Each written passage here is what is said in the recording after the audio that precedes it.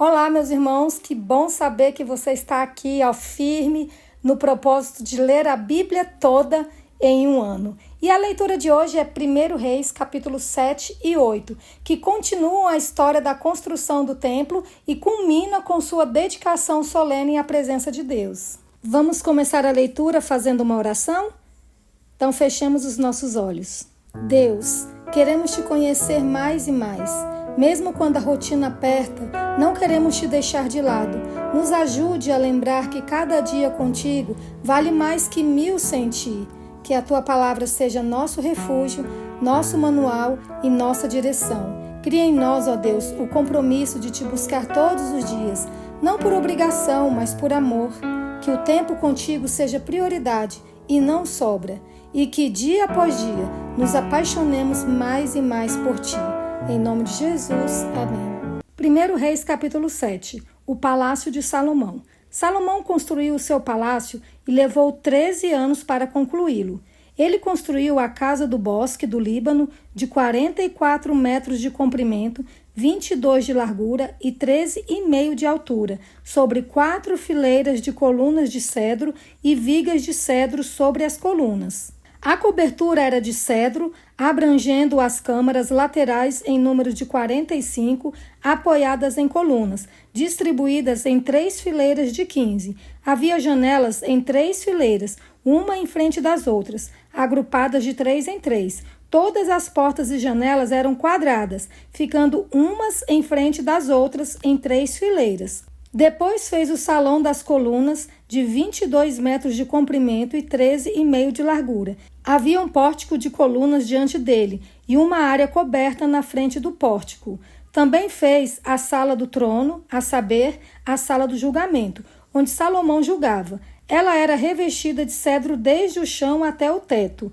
A casa em que havia de morar, ele fez em outro pátio, atrás da Sala do Trono, e era uma obra semelhante à anterior. Salomão também fez uma casa semelhante à Sala do Trono para a filha de Faraó, que havia tomado por mulher. Todas essas construções eram de pedras valiosas, cortadas sob medida, serradas para o lado de dentro e para o lado de fora, e isto desde os alicerces até as beiras do teto, e por fora até o átrio maior. Os alicerces eram de pedras valiosas, pedras grandes, pedras de 4,5 metros e pedras de 3,5 metros. Por cima delas, pedras valiosas, cortadas sob medida, e cedros. Ao redor do grande átrio havia 3 fileiras de pedras cortadas e uma fileira de vigas de cedro. Assim era também o átrio interior da casa do Senhor e o pórtico daquela casa. O rei Salomão enviou mensageiros que trouxessem de Tiro um homem chamado Hirão. Ele era filho de uma viúva da tribo de Naftali, e o pai dele, já falecido, era um homem de Tiro que trabalhava em bronze.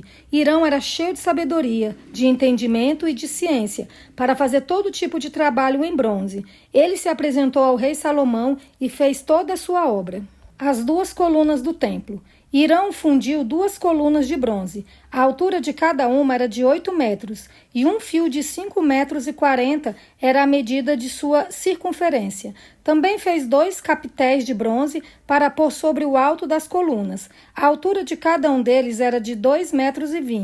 Havia obra de rede e ornamentos torcidos em forma de corrente para os capitéis que estavam sobre o alto das colunas, 7 para um capitel e 7 para o outro. Fez também romãs em 2 fileiras, por cima de uma das obras de rede, para cobrir o capitel no alto da coluna. O mesmo fez com o outro capitel.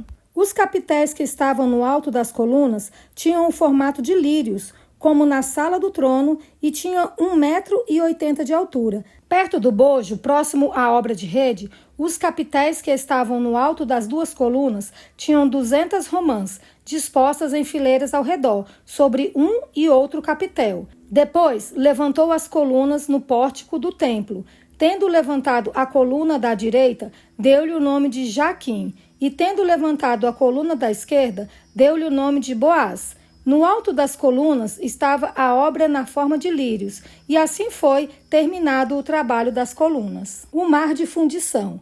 Hirão fez também um mar de fundição, redondo, de 4,5 metros de uma borda até a outra e de 2,20 metros de altura, e um fio de 13,5 metros era a medida de sua circunferência. Por baixo da sua borda, ao redor, havia ornamentos em forma de cabaças, 10 a cada meio metro. Estavam em 2 fileiras, fundidas quando se fundiu o mar de fundição. O mar de fundição se apoiava sobre 12 touros de bronze. 3 olhavam para o norte, 3 para o oeste, 3 para o sul e 3 para o leste. O mar de fundição se apoiava sobre eles, cujas partes posteriores convergiam para dentro.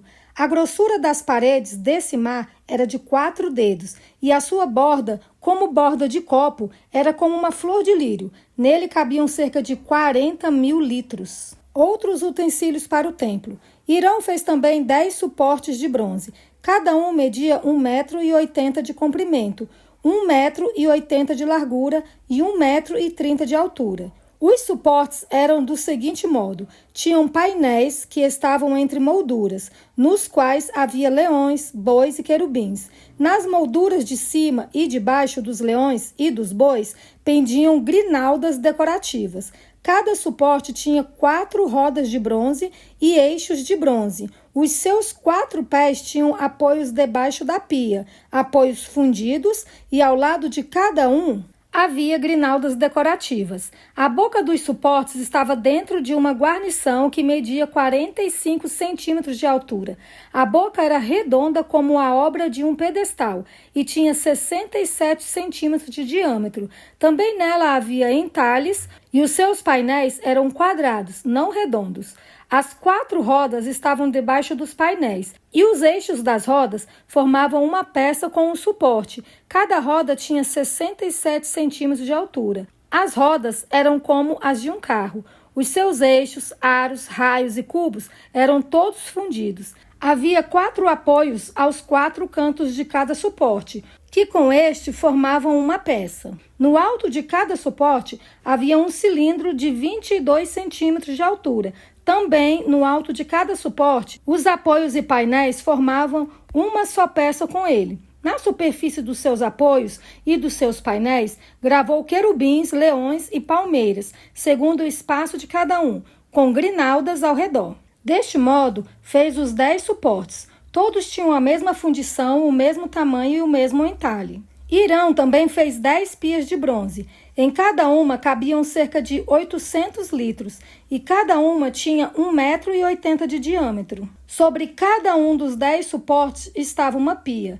Pôs 5 suportes à direita do templo e 5 à esquerda. Porém, o mar ele pôs ao lado direito do templo, para o lado sudeste. Depois Hirão fez os caldeirões, as pás e as bacias. E assim ele terminou de fazer toda a obra para o rei Salomão, para a casa do Senhor. As 2 colunas, os 2 capitéis redondos que estavam no alto das 2 colunas, as 2 redes para cobrirem os 2 capitéis redondos que estavam no alto das colunas, as 400 romãs para as 2 redes, isto é, 2 fileiras de romãs para cada rede, para cobrirem os 2 capitéis redondos que estavam no alto das colunas, os 10 suportes e as 10 pias sobre eles, o mar de fundição com os 12 touros por baixo, os caldeirões, as pás e as bacias. Todos estes utensílios que Hirão fez para o rei Salomão, para a casa do Senhor, eram de bronze polido. O rei os fez fundir em terra barrenta, na planície do Jordão, entre Sucote e Zaretã. Salomão deixou de pesar todos os utensílios devido ao seu excessivo número, não se verificando, portanto, o peso do bronze. Salomão também mandou fazer todos os utensílios do santo lugar do Senhor, o altar de ouro e a mesa de ouro, sobre a qual estavam os pães da propiciação, os candelabros de ouro finíssimo, 5 à direita e 5 à esquerda, diante do Santo dos Santos, as flores, as lâmpadas e as tesouras de cortar pavios, também de ouro. Também as taças, os apagadores, as bacias, os recipientes para incenso e os braseiros de ouro finíssimo, as dobradiças para as portas da casa interior, que é o Santo dos Santos, e as das portas do santo lugar do templo, também de ouro. as dádivas de Davi são colocadas no templo. Quando o rei Salomão terminou toda a obra que fez para a casa do Senhor, trouxe as coisas que Davi, seu pai, havia dedicado, a prata, o ouro e os utensílios. Salomão pôs tudo isso entre os tesouros da casa do Senhor. Salomão leva a arca para o templo. Então Salomão congregou os anciãos de Israel, todos os chefes das tribos, os príncipes das famílias dos israelitas, diante de si em Jerusalém, para levarem a arca da aliança do Senhor da cidade de Davi, que é Sião, para o templo. Todos os homens de Israel se congregaram junto ao rei Salomão na ocasião da festa, no mês de Etanim, que é o 7º. Quando todos os anciãos de Israel chegaram, os sacerdotes pegaram a arca do Senhor e a levaram para cima, com a tenda do encontro e com os utensílios sagrados que nela havia. Os sacerdotes e levitas é que levaram tudo isso para o templo. O rei Salomão e toda a congregação de Israel, que se havia reunido diante dele, estavam todos diante da arca, sacrificando ovelhas e bois que, de tão numerosos, não se podiam contar. Os sacerdotes puseram a arca da aliança do Senhor no seu lugar, no santuário mais interior do templo, que é o Santo dos Santos, debaixo das asas dos querubins. Pois os querubins estendiam as asas sobre o lugar da arca e do alto cobriam a arca e os seus cabos. Os cabos sobressaíam tanto que suas pontas eram vistas do santo lugar, diante do Santo dos Santos. Porém, de fora não podiam ser vistos. E ali estão até o dia de hoje. Nada havia na arca, a não ser as 2 tábuas de pedra que Moisés havia colocado ali em Horebe, quando o Senhor fez aliança com os filhos de Israel ao saírem da terra do Egito. Quando os sacerdotes saíram do santuário, uma nuvem encheu a casa do Senhor, de maneira que os sacerdotes não puderam permanecer ali para ministrar por causa da nuvem, porque a glória do Senhor encheu a casa do Senhor. Então Salomão disse: O Senhor declarou que habitaria em trevas espessas. Na verdade, edifiquei uma casa para a tua morada, lugar para a tua eterna habitação. Salomão fala ao povo. Depois o rei voltou o rosto e abençoou toda a congregação de Israel, que se mantinha toda em pé. Salomão disse: Bendito seja o Senhor, o Deus de Israel, que falou pessoalmente com Davi, meu pai, e pelo seu poder cumpriu o que prometeu, dizendo: Desde o dia em que tirei o meu povo de Israel do Egito, não escolhi cidade alguma de todas as tribos de Israel para edificar um templo, a fim de ali estabelecer o meu nome. Porém, escolhi Davi para governar o meu povo de Israel. Também Davi, meu pai, havia proposto em seu coração edificar um templo ao nome do Senhor, o Deus de Israel. Porém o Senhor disse a Davi, meu pai: Você fez bem quando resolveu em seu coração edificar um templo ao meu nome. Todavia, não será você quem edificará esse templo. O seu filho que descenderá de você, ele o edificará ao meu nome. Assim o Senhor cumpriu a palavra que tinha dito, pois me levantei em lugar de Davi, meu pai, e me assentei no trono de Israel, como o Senhor havia prometido, e edifiquei o templo ao nome do Senhor, o Deus de Israel. E nele preparei um lugar para a arca, em que estão as tábuas da aliança que o Senhor fez com os nossos pais, quando os tirou da terra do Egito. Salomão ora a Deus. Salomão se pôs diante do altar do Senhor, na presença de toda a congregação de Israel, estendeu as mãos para o céu e disse: Ó Senhor, Deus de Israel, não há Deus como tu, em cima nos céus nem embaixo na terra. Tu guardas a aliança e a misericórdia aos teus servos, que de todo o coração andam diante de ti. Cumpriste para com o teu servo Davi, meu pai, o que lhe prometestes. Pessoalmente o disseste e pelo teu poder o cumpriste, como hoje se vê. Agora, pois, ó Senhor, Deus de Israel, cumpre a outra promessa que fizeste a teu servo Davi, meu pai, quando declaraste dizendo: Nunca lhe faltará sucessor diante de mim, que se assente no trono de Israel, contanto que os seus filhos guardem o seu caminho, para andarem diante de mim como você andou. Agora também, ó Deus de Israel, que se cumpra a palavra que disseste ao teu servo Davi, meu pai. Mas será que de fato Deus poderia habitar na terra? Eis que os céus e até o céu dos céus não te podem conter, muito menos este templo que eu edifiquei. Atenta, pois, para a oração de teu servo e para a sua súplica, ó Senhor meu Deus, ouvindo o clamor e a oração que faz hoje o teu servo diante de ti. Que os teus olhos estejam abertos noite e dia sobre este templo, sobre este lugar do qual disseste: o meu nome estará ali, para ouvires a oração que o teu servo fizer neste lugar. Ouve, pois, a súplica do teu servo e do teu povo de Israel, quando orarem neste lugar. Ouve no céu o lugar da tua habitação, ouve e perdoa. Se alguém pecar contra o seu próximo e lhe for exigido que jure, e ele vier jurar diante do teu altar neste templo, ouve tu nos céus, age e julga os teus servos, condenando o ímpio, fazendo com que pague por seus atos e justificando o justo, para lhe retribuires segundo a sua justiça. Quando o teu povo de Israel, por ter pecado contra ti, for derrotado por um inimigo e se converter a ti, confessar o teu nome, orar e suplicar a ti neste templo, ouve tu nos céus, perdoa o pecado do teu povo de Israel e faze-o voltar à terra que deste aos seus pais. Quando o céu se fechar e não houver chuva, por ter o povo pecado contra ti, e ele orar neste lugar, confessar o teu nome e se converter dos seus pecados, depois de o haveres castigado, ouve tu nos céus, perdoa o pecado dos teus servos e do teu povo de Israel, ensina-lhes o bom caminho em que devem andar, e envia chuva sobre esta tua terra, que deste em herança ao teu povo. Quando houver fome na terra, ou peste, quando houver crestamento, ou ferrugem, gafanhotos e larvas, quando inimigos cercarem as cidades do país, ou houver alguma praga ou doença, toda oração e súplica que qualquer homem ou todo o teu povo de Israel fizer, conhecendo cada um a ferida do seu coração e estendendo as mãos na direção desse templo, ouve tu nos céus, lugar da tua habitação, perdoa, age e dá a cada um segundo todos os seus caminhos, visto que lhe conheces o coração, porque só tu, és conhecedor do coração de todos os filhos dos homens, para que te temam todos os dias que viverem na terra que deste aos nossos pais. Também ao estrangeiro que não for do teu povo de Israel, porém vier de uma terra distante,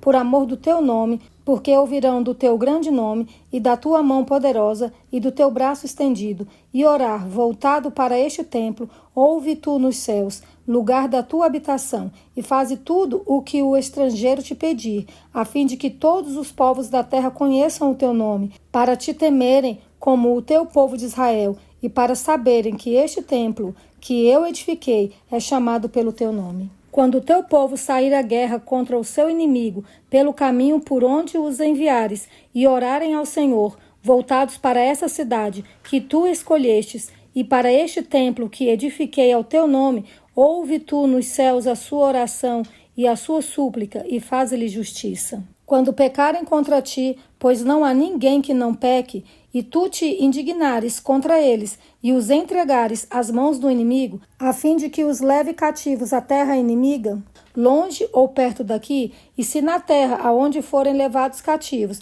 caírem em si e se converterem, e na terra do seu cativeiro te suplicarem dizendo, pecamos, procedemos mal e cometemos iniquidade. E se eles se converterem a ti de todo o seu coração e de toda a sua alma, na terra de seus inimigos que os levarem cativos, e orarem a ti, voltados para a sua terra, que deste aos seus pais, para esta cidade que escolheste, e para o templo que edifiquei ao teu nome, ouve tu nos céus, lugar da tua habitação, a sua prece e a sua súplica, e faze-lhe justiça. Perdoa ao teu povo, que houver pecado contra ti, todas as suas transgressões que houverem cometido contra ti, e move tu a compaixão os que os levaram cativos, para que se compadeçam deles, porque é o teu povo e a tua herança, que tiraste da terra do Egito, do meio da fornalha de ferro, para que os teus olhos estejam abertos à súplica do teu servo e à súplica do teu povo de Israel, a fim de os ouvires em tudo o que clamarem a ti.